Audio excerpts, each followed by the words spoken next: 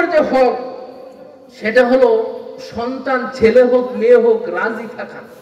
আমাদের সমাজে দেখা যায় ছেলে হইলে খুব খুশি আর মেয়ে হইলে অখুশি।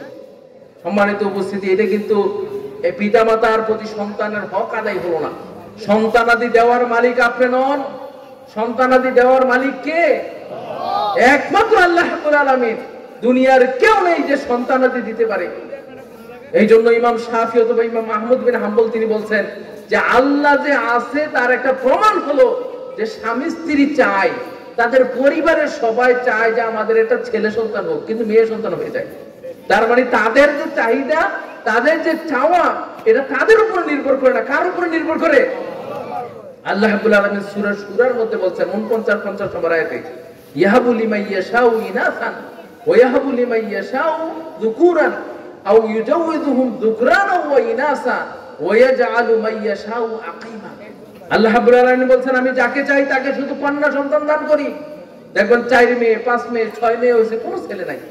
আবার আল্লাহ বলতেছেন আমি যাকে চাই তাকে ছেলে সন্তান দেই, 4 ছেলে 5 ছেলে হয়ে গেছে, কন্যা নাই। তারপরে আবার বলছে যে আমি যাকে চাই ছেলে মেয়ে দুইটাই দেই, আবার যাকে চাই ওয়াজআলু মান ইয়াশাউ আকিমা, আর যাকে চাই আমি তাকে বন্ধও বানাই।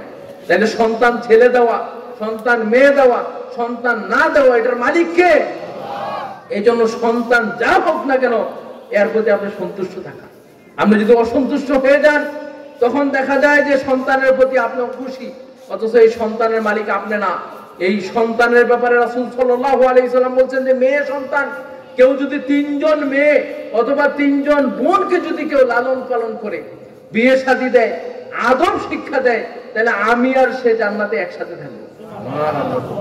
ছেলের ক্ষেত্রে কিন্তু বলে নাই, ছেলের ক্ষেত্রে বলে নাই। তারপরে আপনার বলছে 2 জনের ক্ষেত্রে একই হুকুম। একই হুকুম মানে সে যদি তাকে আদব শিক্ষা দেয়, তাকে যদি আপনার শিক্ষা দেয়, আদব শিক্ষা দেয়, লালন পালন করে বিয়ের সাথে দিয়ে দেয়, তাহলে তার জন্য জান্নাতের ব্যবস্থা রয়েছে। সম্মানিত উপস্থিতি, এই জন্য সন্তান ছেলে হোক মেয়ে হোক, এটা তার আপনি সন্তুষ্টি অর্জন করতে হবে, আল্লাহর কাছে শুকরিয়া আদায় করতে হবে।